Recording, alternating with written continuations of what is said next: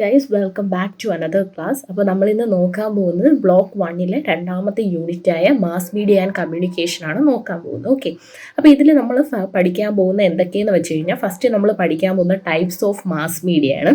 5 type ഉണ്ട്: journalism, broadcasting and telecasting, internet, publishing, mobile. Okay, ഇത്രയും കാര്യങ്ങൾ നമ്മൾ പഠിക്കും ടൈപ്സ് ഓഫ് മാസ് മീഡിയയിൽ. പിന്നെ നമ്മൾ പഠിക്കാൻ പോകുന്ന impact and dangers of mass media.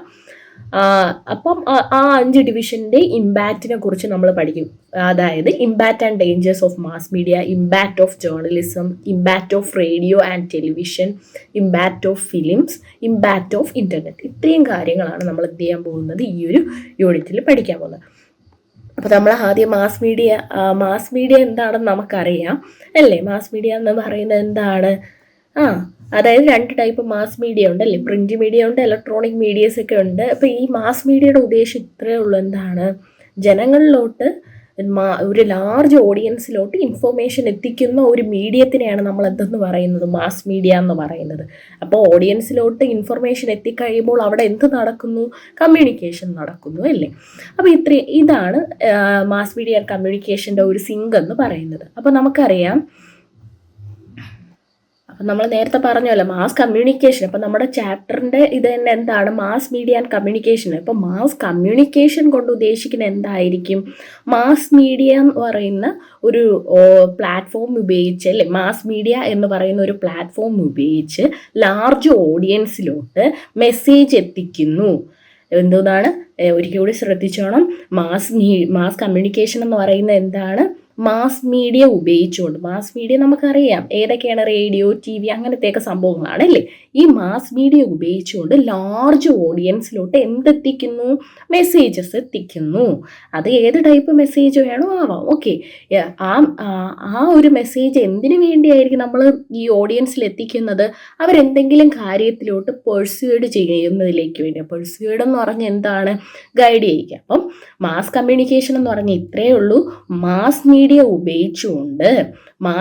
ഉപയോഗിച്ചുകൊണ്ട് ലാർജ് ഓഡിയൻസിലോട്ട് മെസ്സേജ് എത്തിക്കുന്നു. ഈ മെസ്സേജ് എന്ന് പറയുന്നത് ചിലപ്പം എൻ്റർടൈനിങ് ആവാം, അല്ലെങ്കിൽ എന്തെങ്കിലും കാര്യം ഇൻഫോം ചെയ്യുന്നതായിരിക്കും, അല്ലെങ്കിൽ എന്തെങ്കിലും കാര്യം അവരിലോട്ട് പെർസ്യൂഡ് ചെയ്യുന്ന എന്തെങ്കിലും കാര്യത്തിലോട്ട് എത്തുന്നതിലേക്ക് വേണ്ടി അവരെ പെർസ്യൂഡ് ചെയ്യുന്നതും മാസ് കമ്മ്യൂണിക്കേഷൻ. അപ്പോൾ ഇത്രയേ ഉള്ളൂ. ഓക്കെ, അടുത്ത് നമ്മൾ പറയുന്നത് എന്താണെന്ന് വെച്ച് കഴിഞ്ഞാൽ ടൈപ്സ് ഓഫ് മാസ് മീഡിയ ആണ്. ഓക്കെ, അപ്പം നമ്മൾ എന്താണ് പറഞ്ഞോട്ടെ? മാസ് മീഡിയ അല്ലേ? മാസ് മീഡിയ എന്ന് പറയുന്ന കൺസെപ്റ്റ് എന്ന് പറയുന്നത് ഇത്രയേ ഉള്ളൂ: ഒരു രാജ്യത്തിലെ എല്ലാ ജനങ്ങളിലോട്ടും ഇൻഫർമേഷൻ എത്തിക്കാൻ തക്ക പാകമായിട്ടുള്ള ഒരു സ്പെസിഫിക് സെക്ഷൻ ഓഫ് മീഡിയയാണ് എന്തെന്ന് പറയുന്നത്? മാസ് മീഡിയ എന്ന് പറയുന്നത്. അപ്പോൾ മാസ് മീഡിയ എന്താണ്?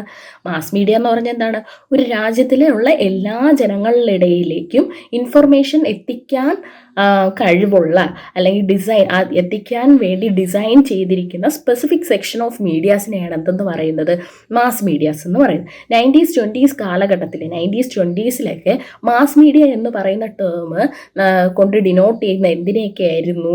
റേഡിയോസിനെയും അതേപോലെ തന്നെ ന്യൂസ് പേപ്പർ, മാഗസിൻ, ഇതൊക്കെയായിരുന്നു. അന്നത്തെ കാലത്ത് ഇത് മാത്രമേ ഉള്ളൂ. അപ്പം ഇത്രയും കാര്യങ്ങൾ, അതായത് റേഡിയോ, ന്യൂസ് പേപ്പർ, മാഗസിൻ, ഇതിനെയൊക്കെ ആയിരുന്നു അന്നത്തെ കാലത്ത് മാസ് മീഡിയ കൊണ്ട് നമ്മൾ ഡിനോട്ട് ചെയ്തിരുന്നത്. ഓക്കെ, മാസ് മീഡിയ എന്ന് പറയുന്ന ഒരു മീഡിയം കൊണ്ട് ഒരുപാട് ഹെൽപ്ഫുള്ളുണ്ട്.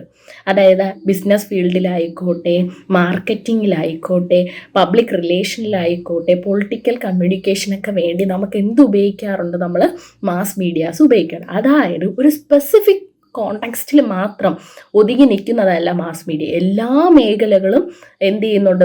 മാസ് മീഡിയയായിട്ട് ലിങ്ക് ആയി കിടക്കുന്നുണ്ട്. അതായത് മ്യൂസിക്, സ്പോർട്സ്, അങ്ങനെ എന്തൊക്കെയുണ്ടോ അതെല്ലാമായിട്ട് മാസ് മീഡിയയ്ക്ക് കണക്ഷനുണ്ട്. അല്ലാതെ പബ്ലിക് ഇഷ്യൂസ് മാത്രമേ മാസ് മീഡിയ ഫോക്കസ് ചെയ്യുള്ളൂ അങ്ങനെയൊന്നുമില്ല. എല്ലാ കാര്യങ്ങളും മാസ് മീഡിയ ജനങ്ങളിലോട്ട് എത്തിക്കാൻ ശ്രമിക്കുന്നുണ്ട്. ഓക്കെ, അടുത്ത് മാസ് മീഡിയ എന്ന് പറയുന്ന കൺസെപ്റ്റ് ഇൻ്റർനെറ്റിൻ്റെ വരവോടുകൂടി എന്ത് ചെയ്തു? ഒരുപാട് മാറ്റം വന്നു. നമുക്കറിയാം ഇൻ്റർനെറ്റ് വന്നതോടുകൂടി നമുക്കും എന്ത് ചെയ്തിട്ടുണ്ട്? ഒരുപാട് മാറ്റം വന്നിട്ടുണ്ട്. അതേപോലെ തന്നെ മാസ് മീഡിയയിലും ഒരുപാട് മാറ്റങ്ങൾ വന്നിട്ടുണ്ട്. പണ്ടത്തെ കാലത്ത് എന്താണ്? റേഡിയോ, ന്യൂസ് പേപ്പർ, മാഗസീൻ എന്ന് പറയുന്ന മാസ് മീഡിയ എന്ന് പറയുന്ന കോണ്ടെക്സ്റ്റ് കോമൺ ആയിട്ട് നിന്നിരുന്ന ഇതല്ലേ, അതിന്ന് മാറി എന്തിലോട്ടൊക്കെ വന്നു? ടെലിവിഷനിലോട്ടും ബ്ലോഗ്സിലോട്ടും പോഡ്കാസ്റ്റ്, വെബ് പേജസ്, അങ്ങനെ പുതിയ പുതിയ മാസ് മീഡിയ പ്ലാറ്റ്ഫോമുകൾ എന്ത് ചെയ്തു? എമർജ് ചെയ്തു വന്നു. ഇതിലൂടെ നമുക്ക് എന്തായിരിക്കും ബെനിഫിറ്റ്? നമുക്ക് ഒരുപാട് ചോയ്സസ് ഉണ്ട് അല്ലേ? നമുക്ക് ഇഷ്ടമുള്ളത് നമുക്ക് ചെന്ന് അന്വേഷിച്ച് എത്താവുന്ന നമ്മളേതായ കംഫർട്ടിൽ എന്ത് ചെയ്യുന്നുണ്ട്? എത്താൻ ഇത് നമ്മളെ സഹായിക്കുന്നുണ്ട്. ഇനി നമ്മൾ നോക്കാൻ പോകുന്നത് ജേർണലിസമാണ്. സെക്കൻഡ് ടൈപ്പായ ജേർണലിസമാണ്. ജേർണലിസം എന്ന് പറയുന്ന ടേംസ് നമുക്ക് എല്ലാവർക്കും ഫെമിലിയറാണ്. അപ്പം എന്തായിരിക്കും ജേർണലിസം? യെസ്, ജേർണലിസം എന്ന് പറയുന്നത് എന്താണ്? സ്പെസിഫിക് ആയിട്ടുള്ള ഈവൻറ്റ്സ് അല്ലെങ്കിൽ ഇഷ്യൂസ് അല്ലെങ്കിൽ പീപ്പിൾസിനെയൊക്കെ പറ്റി നമ്മൾ എന്ത് ചെയ്യുന്നു? ഡേറ്റ കളക്ട് ചെയ്യുന്നു, ഇൻഫർമേഷൻ കളക്ട് ചെയ്ത് അനലൈസ് ചെയ്ത് ആ ഇൻഫർമേഷൻ ജനങ്ങളിലോട്ട് ഷെയർ ചെയ്യുന്നതിനാണ് എന്തെന്ന് പറയുന്നത്? ജേർണലിസം എന്ന് പറയുന്നു. ഈ ജേർണലിസം എന്ന് പറയുന്ന കൺസെപ്റ്റ് 1500s കാലഘട്ടത്തിൽ പ്രിന്റിംഗ് പ്രസ് വന്നതിലൂടെയാണ്. പ്രിന്റിംഗ് പ്രസ് എമർജ് ചെയ്തു 1500s. അപ്പം എന്ത് ചെയ്തു? ന്യൂസ് എന്ന് പറയുന്ന ഒരു കൺസെപ്റ്റ് അല്ലേ, ന്യൂസ് എന്ന് പറയുന്ന കൺസെപ്റ്റ് ജനങ്ങളിലോട്ട് എത്തിക്കണം. പ്രിന്റിംഗ് പ്രസ് വന്നപ്പോൾ എന്ത് ചെയ്തു? ഈ ഒരു മീഡിയ ഉപയോഗിച്ച് ജനങ്ങളിലോട്ട് ന്യൂസ് എത്തിക്കാൻ തുടങ്ങി. അന്ന് തൊട്ട് എന്തുണ്ട്? ജേർണലിസം എന്ന് പറയുന്ന കൺസെപ്റ്റ് ഇവോൾവ് ആയി വന്നു. ഓക്കെ, അപ്പോൾ ഈ ജേർണലിസം ചെയ്യുന്ന ആൾക്കാരെ നമ്മൾ എന്തെന്ന് പറയും? ജേർണലിസ്റ്റ് എന്ന് പറയും. ഈ ജേർണലിസ്റ്റിൻ്റെ ജോലി എന്തായിരിക്കും? ജനങ്ങളിലോട്ട്, പബ്ലിക്കിലോട്ട് എന്താണ്? ട്രസ്റ്റ് വർത്തി ഇൻഫോർമേഷൻ എത്തിക്കുക എന്നതാണ് ആരുടെ ജോലി? ജേർണലിസ്റ്റിൻ്റെ ജോലി. അപ്പോൾ എപ്പോഴും അവർക്കൊരു എന്തോന്നാണ്, അവരെപ്പോഴും വർക്ക് അണ്ടർ പ്രഷറിലായിരിക്കും ഇവർ ജോലി ചെയ്യുന്നത്. കാരണം സത്യമായിട്ടുള്ള കാര്യങ്ങൾ മാത്രമേ ജനങ്ങളിൽ എത്തിക്കൂ എന്നതാണ് ആരുടെ ഉത്തരവാദിത്തം? ഒരു ജേർണലിസ്റ്റിൻ്റെ ഉത്തരവാദിത്തം. ഓക്കെ, അടുത്ത് ഡിജിറ്റൽ മീഡിയ വന്നതിലൂടെ എന്ത് ചെയ്യുന്നുണ്ട്? ഡിജിറ്റൽ മീഡിയ വന്നതിലൂടെ ജേർണലിസം കുറച്ചും കൂടി എന്ത് ചെയ്യുന്നുണ്ട്? ടഫായി മാറി. നമുക്കറിയാം ഇന്നത്തെ കാലത്ത് ഫേക്ക് ന്യൂസസ് ഒക്കെ വരാൻ അധികം താമസമൊന്നുമില്ല. പോലത്തെ മീഡിയ ഒക്കെ ഉപയോഗിച്ച് കഴിഞ്ഞാൽ നമുക്ക് എന്ത് ചെയ്യാൻ പറ്റും? ഫേക്ക് ന്യൂസ് ഉണ്ടാക്കാനൊക്കെ ഭയങ്കര എളുപ്പമാണ് അല്ലേ? ഇപ്പം അതുകൊണ്ടും എന്താണ്, ജേർണലിസ്റ്റിന് അവരുടെ ജോലി ഒരുപാട് സ്ട്രഗിളാണ്. കാരണം നമുക്കറിയാം ഫാക്ട് ചെക്ക് എന്ന് പറഞ്ഞ് എന്തോന്നാണ് ന്യൂസിൽ ഇങ്ങനെ ഇടയ്ക്ക് പ്രോഗ്രാംസ് ഉണ്ട്, ഫാക്ട് ചെക്ക് എന്ന് പറഞ്ഞ്. അപ്പോൾ സത്യാവസ്ഥ ജനങ്ങളിൽ എത്തിക്കുക എന്നതാണ് ആരുടെ ജോലി? ജേർണലിസ്റ്റിൻ്റെ ജോലി. ഓക്കെ, അടുത്ത ടൈപ്പ് എന്ന് പറയുന്നത് ബ്രോഡ്കാസ്റ്റിംഗ് ആണ്. അപ്പം ബ്രോഡ്കാസ്റ്റിംഗ് എന്ന് പറയുന്നത് ഇത്രയേ ഉള്ളൂടാ.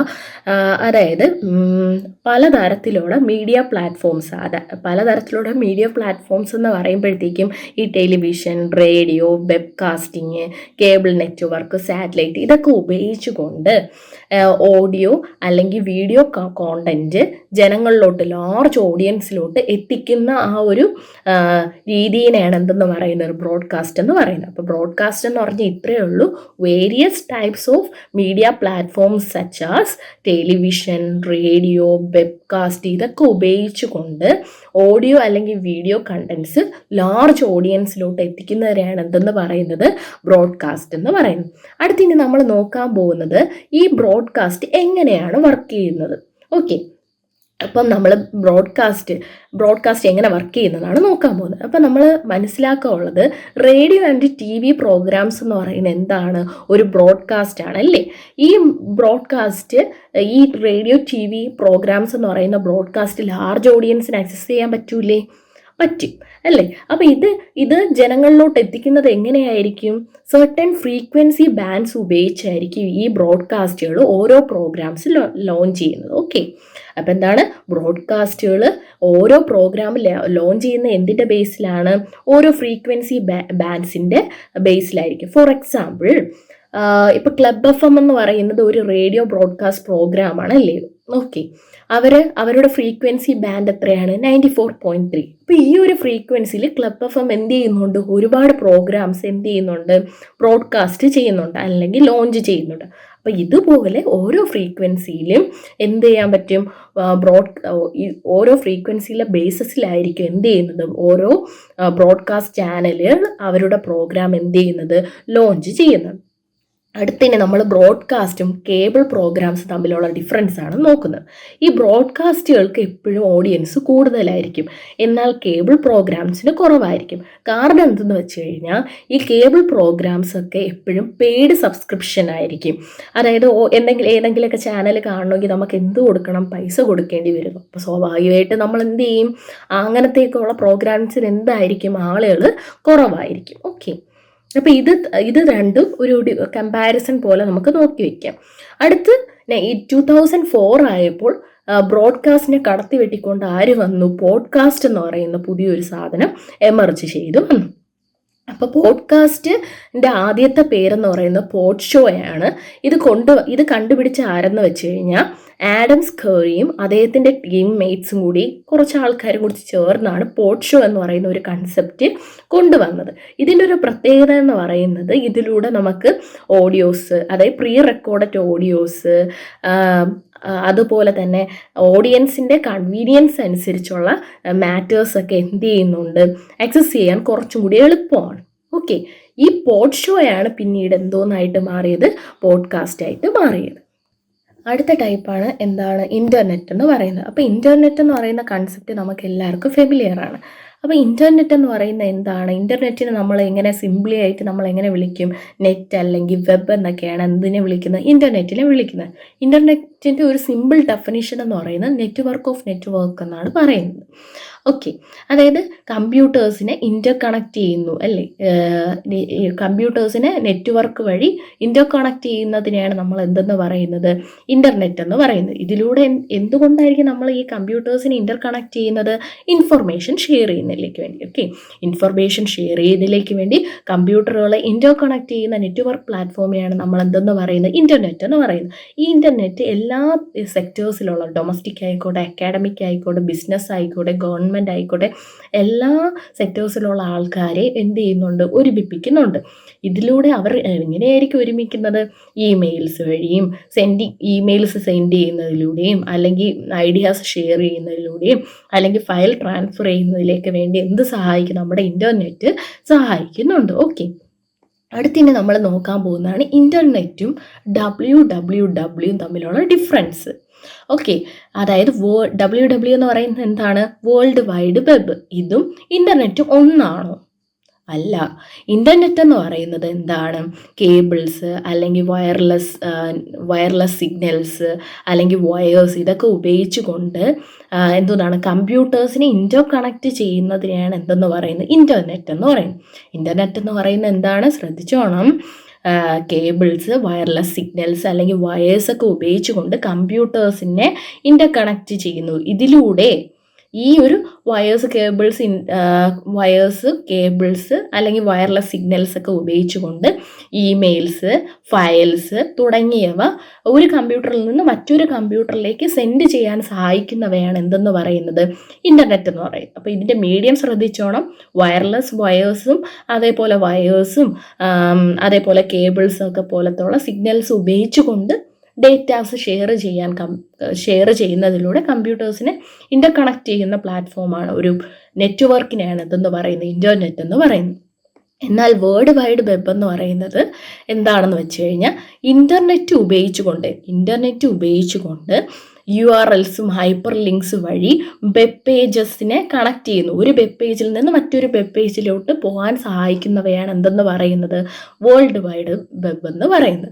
അപ്പം നമുക്ക് ഇങ്ങനെ പറയാം, ഇൻ്റർനെറ്റ് എന്ന് പറയുന്നത് എന്താണ്, a global network of inter connected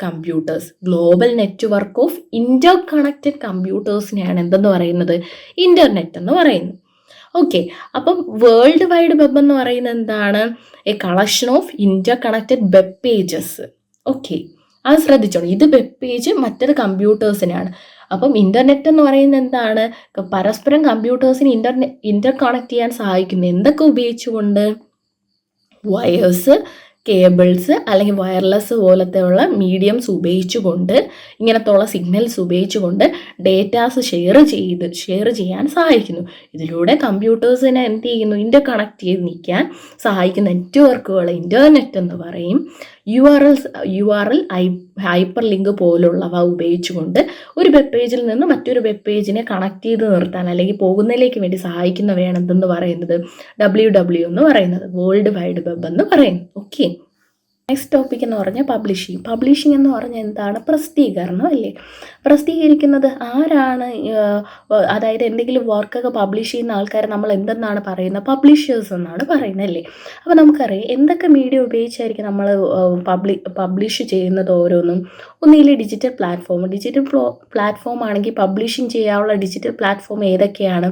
വെബ്സൈറ്റോ ബ്ലോഗ്സോ അതൊക്കെ ആയിരിക്കും അല്ലേ. അതേപോലെ തന്നെ പ്രിൻറ്റഡ് വർക്ക്സിലോട്ട് വരുമ്പം എന്തൊക്കെയായിരിക്കും നമ്മൾ പബ്ലിഷ് ചെയ്യുന്നത്? ബുക്സോ എന്തെങ്കിലും പേപ്പേഴ്സോ അങ്ങനെയൊക്കെ ആയിരിക്കും അല്ലേ. അപ്പം ഇത്രയേ ഉള്ളൂ അവിടെ. എന്തെങ്കിലും ഇങ്ങനത്തേക്ക് പ്രിൻറ്റഡ് വർക്ക്സിലൂടെയോ അല്ലെങ്കിൽ ഡിജിറ്റൽ പ്ലാറ്റ്ഫോംസിലൂടെയോ എന്തെങ്കിലും ഇൻഫോർമേഷൻസ് അല്ലെങ്കിൽ എന്തെങ്കിലും ലിറ്ററേച്ചർ സാഹിത്യപരമായ വർക്കുകളൊക്കെ എന്ത് ചെയ്യുന്നു? മറ്റുള്ള ആൾക്കാരിലേക്ക്, അതായത് പബ്ലിക്കിലേക്ക് എത്തിക്കുകയും അവർക്കത് ആക്സസ് ചെയ്യാൻ സാധിക്കുകയും ചെയ്യുകയാണെങ്കിൽ നമുക്കതിന് എന്തെന്ന് പറയാം? പബ്ലിഷിംഗ് എന്ന് പറയാം. ഡിജിറ്റൽ പ്ലാറ്റ്ഫോംസിലൂടെ അല്ലെങ്കിൽ പ്രിൻറ്റഡ് വർക്ക്സിലൂടെ ഇൻഫോർമേഷൻസ് അല്ലെങ്കിൽ ലിറ്ററേച്ചർ എന്ത് ചെയ്യുന്നു? ഒരു ലാർജ് ഓഡിയൻസിന് ആക്സസ് ചെയ്യാൻ പറ്റുന്നുണ്ടെങ്കിൽ അതിനെ നമുക്ക് എന്തെന്ന് പറയാം? പബ്ലിഷിംഗ് എന്ന് പറയാം. ഓക്കെ, ഡിജിറ്റൽ ടെക്നോളജി വരുമ്പോഴത്തേക്കും അത് പബ്ലിഷിംഗ് ഇപ്പം എങ്ങനെ നമുക്ക് ചെയ്യാം? ബ്ലോഗ്സിലൂടെയും മറ്റ് വെബ്സൈറ്റ്സിലൂടെയൊക്കെ നമുക്ക് എന്ത് ചെയ്യാം? നമ്മുടെ ബുക്കൊക്കെ പബ്ലിഷ് ചെയ്യാൻ ഇപ്പം നമുക്ക് സാധിക്കുന്നുണ്ടല്ലേ. അപ്പോൾ പബ്ലിഷിംഗ് ചെയ്യുമ്പോൾ നമ്മൾ ശ്രദ്ധിക്കേണ്ട കാര്യം എന്ന് പറഞ്ഞാൽ നമ്മൾ അതൊരു നോട്ടീസ് കൊടുക്കണം. നമ്മൾ ഇന്നതിനെ പറ്റിയാണ് ചെയ്യുന്നത് എന്നൊരു ഒരു ഇൻഫോർമേഷൻസ് നമ്മൾ എന്ത് ചെയ്യണം? കൊടുക്കണം. അതേപോലെ തന്നെ നമ്മൾ പബ്ലിഷ് ചെയ്യുന്ന ബുക്കിലൂടെ മറ്റൊരാൾക്ക് ഡീഫേമേഷൻ, അതല്ലെങ്കിൽ അയാളെ എന്തെങ്കിലും കളിയാക്കുന്നതോ അല്ലെങ്കിൽ എന്തെങ്കിലും ഉപദ്രവിക്കുന്ന തരത്തിലൊന്നും നമ്മൾ പറയാൻ പാടില്ല എന്ന് അത് ലീഗലി എന്ത് ചെയ്യും? ആക്ഷൻസ് എടുക്കുന്നതായിരിക്കും. ഓക്കെ, അടുത്ത ടോപ്പിക്കാണ്. അടുത്ത ടൈപ്പാണ് എന്തെന്ന് പറയുന്നു? മൊബൈൽ എന്ന് പറയുന്ന സാധനം നമുക്കറിയാം. ഇൻ്റർനെറ്റ് പോലെ തന്നെ വളരെയധികം പ്രാധാന്യമുള്ളതാണ് മൊബൈൽ എന്ന് പറയുന്നത്. അപ്പോൾ ഈ മൊബൈൽ ആദ്യമായിട്ട് എവിടെയാണ് വന്നത്? 1997 ജപ്പാനിലാണ് ആദ്യമായിട്ട് മൊബൈൽ ഇൻട്രൊഡ്യൂസ് ചെയ്യുന്നത്.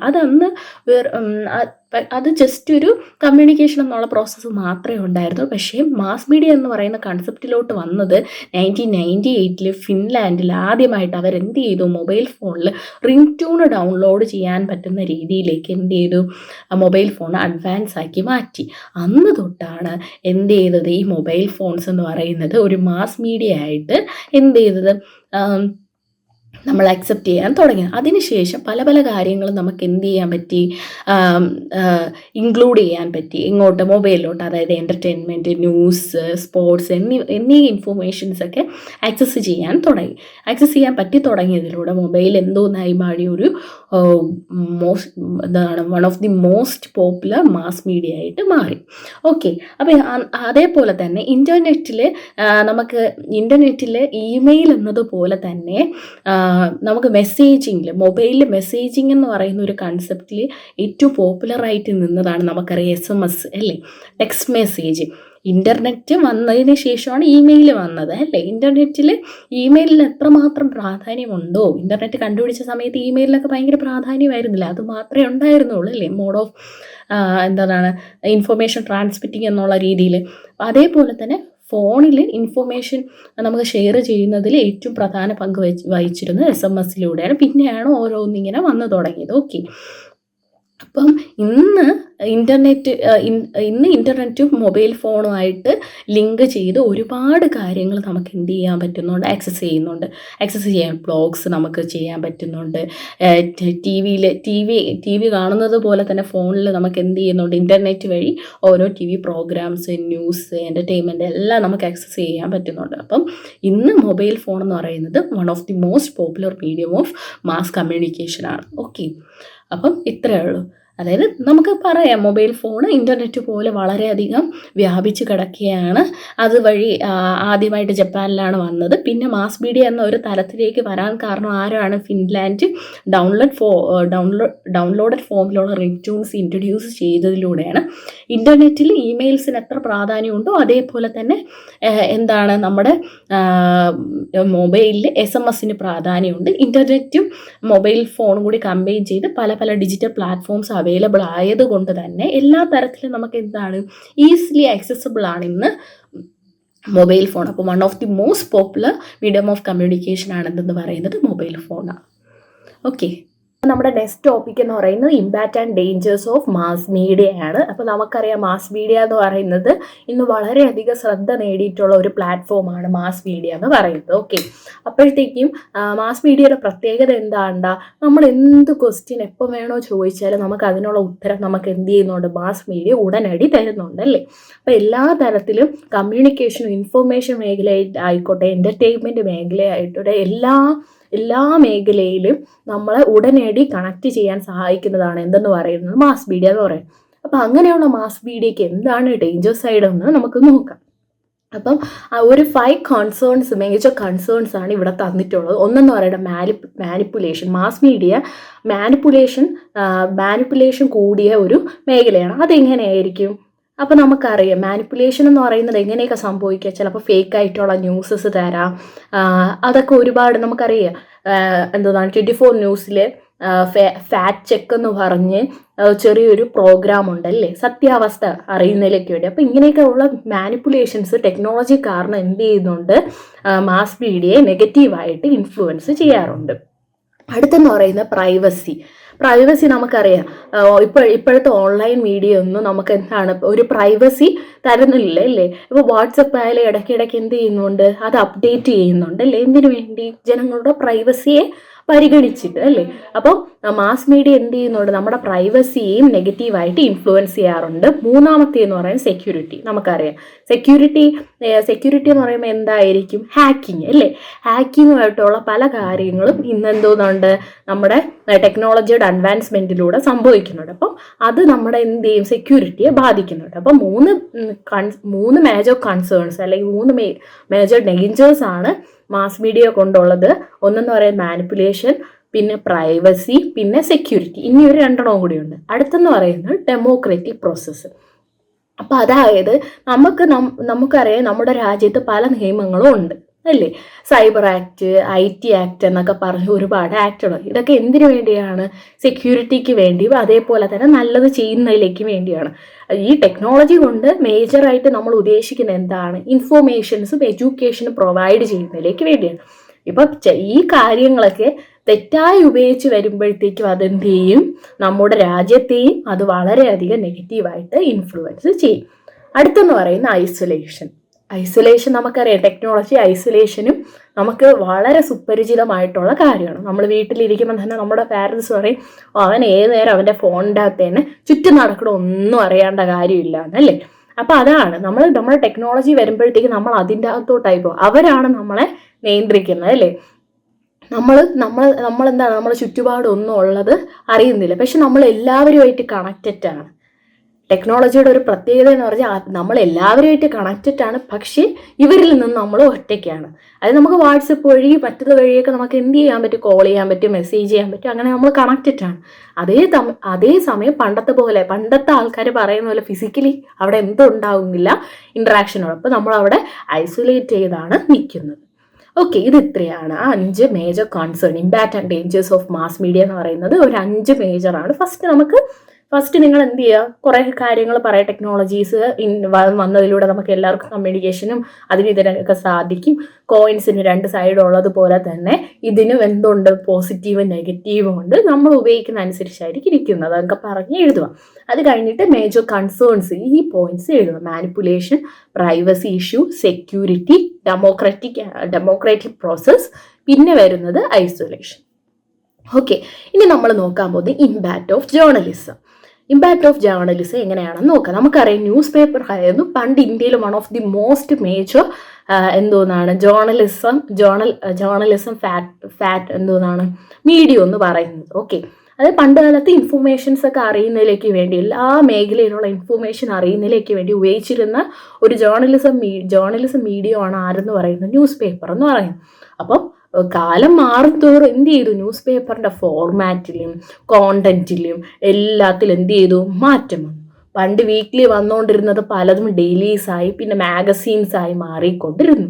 മാത്രമല്ല multi colour, black and white പ്രിൻ്റൊക്കെ മാറി മൾട്ടി കളർ പ്രിൻ്റായിട്ടൊക്കെ എന്ത് ചെയ്തു, ന്യൂസ് പേപ്പർ എന്ന് പറയുന്നത് മാറിക്കഴിഞ്ഞു. ഓക്കെ, അത് കഴിഞ്ഞ് എന്ത് ചെയ്തു, പതിയെ ആര് വന്നു, നമ്മുടെ ടെക്നോളജീസ് വന്നു അല്ലേ. ടെക്നോളജീസ് വന്നപ്പോഴത്തേക്കും നമുക്കറിയാം ന്യൂസ് പേപ്പറിൻ്റെ ഫോർമാറ്റൊക്കെ കംപ്ലീറ്റ്ലി മാറി, പ്രിൻറ്റിങ് ക്വാളിറ്റീസിലൊക്കെ വ്യത്യാസം വരുന്നതനുസരിച്ച്. അപ്പം നമുക്കറിയാം ഈ ന്യൂസ് പേപ്പർ ആരാണ്, പ്രസ്സുകാരല്ലേ ഇറക്കുന്നത്. അപ്പോൾ പ്രസ് എങ്ങനെയാണ് നെഗറ്റീവായിട്ട് ഇൻഫ്ലുവൻസ് ചെയ്യുന്നത് നമുക്ക് നോക്കാം.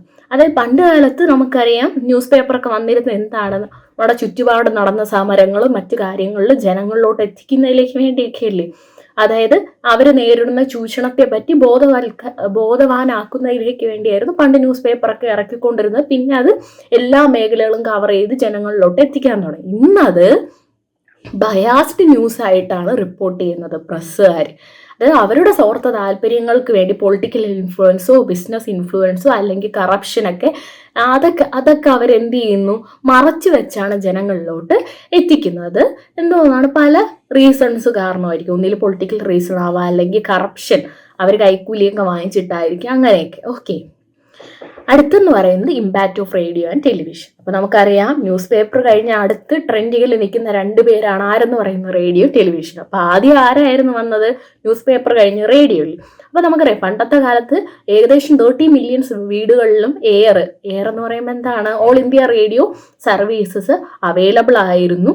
ഏകദേശം 19 ലാംഗ്വേജസിലും 146 ഡയലക്റ്റിലുമായിരുന്നു അവർ പ്രോഗ്രാം എയർ ചെയ്തുകൊണ്ടിരുന്നത്.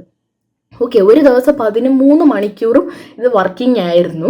എല്ലാ തരത്തിലുള്ള സർവീസ് പ്രൊവൈഡ് ചെയ്യും. മാത്രമല്ല 17 ഫോറിൻ ലാംഗ്വേജസും 8 ഇന്ത്യൻ ലാംഗ്വേജസിൽ എന്ത് ചെയ്യുന്നുണ്ട് പ്രോഗ്രാം ഇവർ പിന്നീട് ചെയ്തു തുടങ്ങിയിരുന്നു. ആദ്യം ഇന്ത്യ, പിന്നെ ഇങ്ങനത്തെ ഫോറിൻ ലാംഗ്വേജസ് ഒക്കെ ഇൻക്ലൂഡ് ചെയ്യുന്നു. മാത്രമല്ല ഇവരുടെ പ്രോഗ്രാംസ് എന്ന് പറയുന്നത് എപ്പോഴും കൾച്ചറൽ ഹെറിറ്റേജ്, ആർട്ട്, ലിറ്ററേച്ചർ, അങ്ങനെ എല്ലാ മേഖലയിലുള്ള പ്രോഗ്രാംസും എന്ത് ചെയ്തിരുന്നുണ്ട്, റേഡിയോക്കാർ ലോഞ്ച് ചെയ്തിട്ടുണ്ടായിരുന്നു. അടുത്ത് നമ്മുടെ ടെലിവിഷൻ നമുക്കറിയാം ആദ്യം എന്താണ്, ബ്ലാക്ക് ആൻഡ് വൈറ്റ് ഒക്കെ ആയിരുന്നു. പിന്നീട് ടെക്നോളജിയുടെ അഡ്വാൻസോടുകൂടി അത് പിന്നെ കളർ TV ആയിട്ടൊക്കെ മാറി. ആദ്യമൊക്കെ എന്തായിരുന്നു, കൂടുതൽ എഡ്യൂക്കേഷണൽ പർപ്പസിനും അതേപോലെ തന്നെ എന്തോന്നാണ് ഇൻഫോർമേഷൻസ് ഒക്കെ വേണ്ടിയായിരുന്നു ടെലിവിഷൻസ് ഒക്കെ ആദ്യം വന്നത്. പിന്നെ എന്ത് ചെയ്യുന്നുണ്ട്, അതൊരു മൾട്ടിമീഡിയ സിസ്റ്റമായിട്ട് മാറിക്കഴിഞ്ഞു. എല്ലാ മേഖലയും ഇത് കവറപ്പ് ചെയ്യാൻ തുടങ്ങി.